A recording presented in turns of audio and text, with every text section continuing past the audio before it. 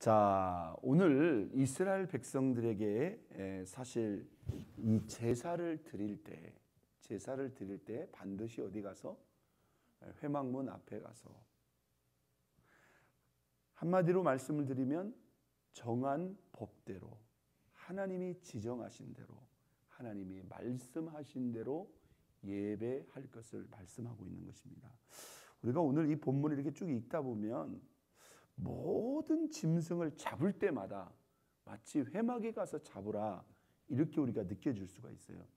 그러면 여러분 200만에서 300만의 사람들이 고기를 먹을 때마다 짐승을, 요즘은 우리가 다 뭐 정육점에 가서 잡아진 고기를 먹잖아요. 그죠? 사다가. 그러니까 우리가 그걸 잡을 필요가 없단 말이에요. 그런데 이스라엘 백성들은 고기를 먹으려면 일단 짐승을 잡은 데서부터 시작이 돼야 돼요. 근데 이제 오늘 우리가 이 본문을 이렇게 문맥상으로 읽다 보면은 마치 모든 짐승을 잡을 때마다 반드시 어디 가서 회막문에 가서 잡아라 이렇게 우리가 느껴질 수가 있어요. 근데 그것은 현실적으로 사실 불가능합니다. 오늘 이 본문의 말씀은 무엇을 두고 하는 말씀이냐면은 당연히 이스라엘 백성들이 회막문 앞에 가서 짐승을 끌고 가서 제물을 거기서 죽이고 거기서 피를 뿌림으로 제사를 드릴 수가 있는데 어떤 일이 발생할 수도 있는 거예요. 그러니까 이 율법 시대 이전에는 예를 들어서 모세도 그랬고요, 노아도 그랬고요, 아브라함도 그랬고요. 그때 당시에는 회막이 있었어요, 없었어요? 없었어요. 그러니까 제사를 드릴 때 자기들이 나름대로 제단을 쌓고 거기서 짐승을 죽여서 제단 위에 올려놓고 제물을 드렸다 이 말이에요. 혹여라도 이스라엘 백성들 중에 이거 내가 굳이 꼭 성막까지 갈 필요가 있나? 내가 이렇게 몇 번 제사 드리는 거 보니까 제사장이 하는 거 내가 알겠던데. 그래서 만약에 자기 집에서 또는 어떤 특정의 장소에서 자기들을 나름대로 그런 제사를 드려버린다고 한다면 이렇게 해서는 안 된다는 거죠. 바로 그 부분을 지정하고 있는 것입니다. 그래서 하나님 앞에 제사 드리는 자는, 제물 드리는 자는 구약 시대에는 이것이 반드시 이렇게 원칙적으로 적용이 된 거예요. 절대로 개별적으로 드려서는 안 된다. 다른 곳에서도 드려서는 안 된다. 그리고 제사장이 아닌 사람은 더군다나 드릴 수도 없었던 것이죠. 그래서 모든 제사를 드리는 사람은 어디로 가라? 정한 그 성막으로 가서 제사장을 통해서 예배 드릴 것을 하나님께서 명령하신 거예요. 자, 이것은 구약과 신약에 약간 차이가 있습니다. 여러분, 우리도 당연히 성전에 나와서 예배를 드리지만 그렇다고 해서 성전 안에서만 드리는 예배만이 예배인가? 여러분, 신약은 그렇진 않습니다. 장소의 개념이 사실 제한되어 있는 것은 아니에요. 여러분이 집에서도 예배 드릴 수가 있죠. 그러나 여기서 우리가 주의해야 될 게 있습니다. 구약과 구약에는 장소의 제한이 있었어요. 그리고 직접 제사가 아니라 누구를 통해서? 제사장을 통해서 예배를 드렸어요. 신약에는 뭐예요? 우리가 직접 예배를 드릴 수가 있어요. 그렇기 때문에 평신도 지도자들도 구역 예배를 지도할 수가 있고 여러분이 가정에서 여러분이 가정 예배를 인도할 수가 있는 것이죠. 그러면 여기서 우리가 이런 생각을 해볼 수가 있어요. 그러면 교회 갈 필요가 없네. 장소에 제한이 없고 우리가 직접 예배 드릴 수 있으니까 각자 집에서 예배 드릴 수 있잖아요. 여러분 어떻게 생각하세요? 이런 식으로 우리가 해석하고 적용하다 보면 문제가 발생을 한다. 그러면 영적인 지도와 양육은 어떻게 할 건데요? 우리의 신앙의 교회라고 하는 개념은 어떻게 할 건데요? 우리가 이런 신앙을 무교회주의적인 그런 신앙이 돼버리는 겁니다. 이것 또한 성경적이지 않는 거예요. 자, 신약의 믿음과 신앙은 당연히 장소에 제한을 두지 않으나 우리는 공동체의 예배를 또한 구별해서 생각해야 돼요. 우리가 개인적으로 예배할 수 있으나 그렇다고 해서 공동체의 공적인 예배를 배제한 개인적인 예배만 드린다면 그것은 무교회주의적인 신앙이에요.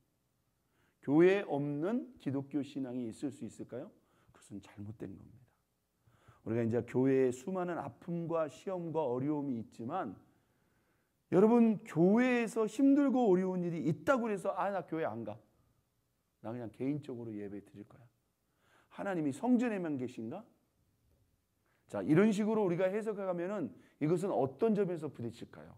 자, 구약과 신약이 동일하게 연결되는 예배의 중요한 요소가 있어요. 한번 닫습니다. 하나님이 정하시고 말씀하신 대로 믿으시면 아멘. 이제 우리가 앞으로 제가 기회가 되면 예배자 학교를 한번 할 텐데요. 그래서 우리가 구약에 우리가 예배의 그 제사를 통해서 우리가 배워야 될 요소가 있고요. 신약의 예배의 특징이 있는 거예요. 저는 우리가 교회 안에서 공동체 안에서 드리는 예배를 우리가 공적인 예배다. 공적인 예배. 그리고 우리가 집에서 여러분이 개인적으로 성경을 읽고 묵상하고 기도 생활하는 것도 넓은 범위에서는 다 그게 예배의 요소입니다.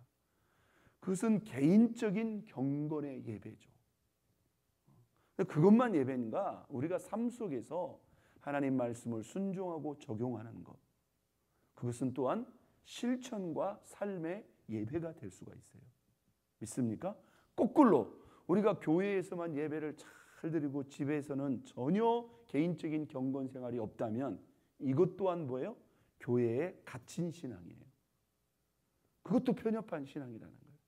우리가 그러니까 우리가 첫 번째 공적인 예배를 잘 드리는 것은 이건 신앙의 기본이죠. 근데 그 은혜가, 그 예배가 어디까지? 우리의 가정과 삶의 영역까지 나아가야 됩니다. 믿습니까? 개인적인 경건한 예배로 나아가야 되고 그것이 우리의 삶의 행위와 실천과 삶의 예배로까지 나아간다면 이게 바로 온전한 예배자가 되는 거예요. 믿습니까? 그래서 우리가 착한 행실, 선한 행실도 우리가 하나님 앞에 올려드리는 삶의 예배가 될 수가 있는 겁니다. 그러면 구약과 신약을 연결하는 가장 중요한 핵심의 예배는 무엇일까요? 예배의 기준은 우리가 정하는 게 아니라는 거예요. 믿습니까? 우리가 신령과 진정으로 예배할지니라. 예수님께서 직접 말씀하셨죠. 예배하는 자는 신령과 진정으로. 하나님은 영이시니 하나님은 영이시기 때문에 예배하는 자는 신령과 진정으로 예배할지니라. 여기서 신령이라 함은 성령 안에서 예배하라는 거예요. 진정이라고 하면 예배의 진정성을 말하는 것 같지만 사실은 뭡니까? 진리 안에서 예배하라는 거예요. 이 말은 우리가 임으로 알아서 여러분 형편대로 사정대로 그냥 상황에 따라서 드리고 싶으면 드리고 말고 싶으면 그게 아닙니다, 여러분. 그래서 우리가 예배라는 것은 하나님 앞에 딱 정한 마음을 가지고 드려야 돼요. 믿습니까? 구별된 마음을 가지고 그냥 드릴 수 있으면 드리고 싶지 않으면 말고 이런 개념이 아니에요. 구별을 해야 된다는 거죠. 그래서 한마디로 뭐예요? 우리가 말씀대로 예배하고 있는가? 구약 시대에는 하나님이 말씀으로 딱 정해줬다 이 말이에요. 너희들 반드시 예배드릴 때는 어디로 와라? 성막에 와서 들어. 이게 예수님 오시기 이전에는 그 법이 살아있는 거예요. 맞죠? 그 구약 시대에는 뭐 천하 없어요. 뭐 다윗이라도 사무엘이라도 어떤 하나님의 사람이라도 하나님께 예배 드리려면 성막으로 나아가야 돼요. 그리고 제사장을 통해서 예배를 했어야 돼요. 이게 구약에는 하나님이 정하신 말씀이에요. 그런데는 신약에는 뭐예요? 너희들 교회에서 공동체에서 예배할 뿐만 아니라 집에서도 예배할 수 있어야 된다. 삶으로도 예배할 수 있어야 된다. 그래서 우리가 말씀으로 예배하고 있는가를 우리가 점검해야 됩니다. 자, 오늘 이 본문에 또 하나님께서 크게 금하시고 있는 것은 무엇입니까? 너희는 무슨 피든지 뭐하지 말라? 먹지 말라. 그 피를 먹는 자는 백성 중에서 끊어질 것이다. 자, 왜 그랬을까요, 여러분? 이게 바로 예배의 혼선을 가져오는 거예요. 잘 보세요. 이스라엘 백성들은 예배 드릴 때마다 짐승이 죽었습니다. 그리고 반드시 피를 뿌리면서 그 피를 의지해서 하나님께 나아갔어요. 그런데 신약의 저와 여러분들은 누구의 피? 오직 예수의 피예요. 그러니까 그들이 짐승을 잡고 그 피를 뿌리면서 제사를 드렸기 때문에 이들이 그 똑같은 짐승을 자기들이 개인적으로 잡는다 이 말이에요. 그렇죠? 여기서 우리가 피의 혼선이 오는 거예요. 그래서 그들에게 이것은 구별된 음식의 하나로 지정해서 하나님이 명령하신 거예요. 물론 우리 신약의 백성들은 예수 그리스도의 피만을 우리가 생각하고 의지하기 때문에 약간 다른 개념입니다만은 여기 우리가 중요한 말씀이 11절 말씀입니다. 오늘 11절과 14절이 핵심이죠. 자, 이 피의 의미가 무엇이냐? 11절. 육체의 생명은 어디에 있다? 피에 있다. 이것은 사람도 마찬가지고 짐승도 마찬가지입니다. 여러분 우리가 이제 지금 의학적으로 피의 그 성분이 다 이제 분해가 되잖아요. 그렇죠? 우리가 먹는 음식의 모든 영양분을 누가 전달을 해요? 피가 전달을 하는 거예요. 피가 멈춰버리면 전달이 안 됩니다. 우리가 지금 숨을 들여 마시고 내쉬고 있잖아요. 이 산소를 누가 전달을 해요? 내 몸 곳곳으로 피가 전달을 한다.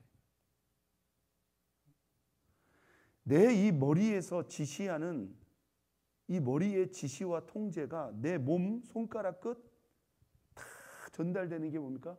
그 피 또 신경을 통해서 다 전달이 되는 거예요. 이게 피가 멈추면요 신경도 멈추는 거예요. 마찬가지죠. 내 생명을 살아 숨쉬게 하는 게 뭐예요? 사실상 피라 이 말이에요. 내 몸에 병균이 딱 들어옵니다. 염증이 생깁니다. 그러면 피를 통해서 뭐예요? 그 피가 피 속에 그 병균과 싸우는 그러한 기능을 하나님이 다 집어넣었다 이 말이에요. 그래서 내 몸의 어느 곳이든지 찾아가서 먼저 그 피가 가서 뭐예요? 그 병하고 싸우는 거예요. 이 기능이 살아 움직이기 때문에 우리가 살아 움직일 수가 있는 거예요. 자, 오늘 11절을 보세요. 육체의 생명은 어디 있다? 피에 있다. 내가 이 피를 너희에게 주어 그랬어요. 참 중요한 말씀입니다. 한번 듣습니다. 내가 이 피를 너희에게 주어. 어떻게 생각해 보면 짐승을 이스라엘 백성들이 끌고 왔고 그 피를 제사장에게 주어 제사장이 뿌리는데 오늘 희한한 내가 이 피를 너희에게 주어. 자, 우리 신약의 백성들에게는 와닿는 말씀이죠. 예수 그리스도의 생명을 주셨고 예수 그리스도의 피를 저와 여러분에게 주었다는 거예요. 구약의 이스라엘 백성들은요 그 짐승의 피를 뿌리면서 속죄했어요. 그게 그때에는 정한 법이었어요. 그러나 우리는 뭐예요? 주님이 우리에게 주신 하나님이 우리에게 주신 피는 누구의 피입니까? 그 아들의 피를 우리에게 주신 거예요. 여러분 이것은 예수 믿을 때 우리가 구원 받을 때만 적용되는 게 아니에요. 우리가 죄를 씻을 때마다 우리 자신을 정결케 할 때마다 우리는 십자가로 돌아가야 됩니다. 우리는 그 예수 그리스도의 피를 받은 자들이에요.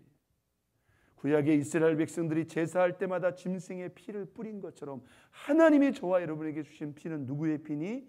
예수의 생명의 피니. 그 예수의 생명의 피를 의지해서 그것을 묵상해서 그의 피를 적용하면서 우리가 속죄하는 거예요. 이 피를 너희에게 주어 제단에 뿌려 너희 생명을 위하여 속죄하게 하였나니 생명이 피에 있으므로 피가 죄를 속하느니라. 한번 땄습니다. 피가 죄를 속하느니라. 14절에도 모든 생명은 그 피가 생명과 무엇이라? 일체라. 모든 피는. 그러니까 여러분 하나님께서 여러분 보세요. 이스라엘 백성들이 일평생 제사 드리면서 그 짐승의 피를 여러분 얼마나 많이 흘렸겠냐, 얼마나 많이 뿌렸겠냐 이 말이에요. 그런데 주님은 저 십자가 위에서 우리 평생의 그 피를 다 쏟으신 거예요. 믿습니까? 오늘 우리가 예배의 핵심 두 가지 꼭 기억하세요. 말씀대로 예배하고 있는가. 그 기준은 우리가 정하는 게 아니에요. 내가 형편대로 내 사정대로 내가 하고 싶은 대로 예배하는 게 아니에요. 하나님이 정하신 대로 말씀대로 예배하고 있는가. 두 번째 예배의 핵심은 뭐예요? 그의 피, 그의 피를 우리에게 주셨다. 그 피로 예배하고 있는가. 예수의 피를 적극적으로 묵상하고 예수의 피를 적극적으로 적용하면서 그 피를 의지해서 그 피를 통해서 하나님께 예배하고 있는가? 오늘 그 말씀, 그 피를 의지해서 우리 하나님이 인정하시고 기뻐하고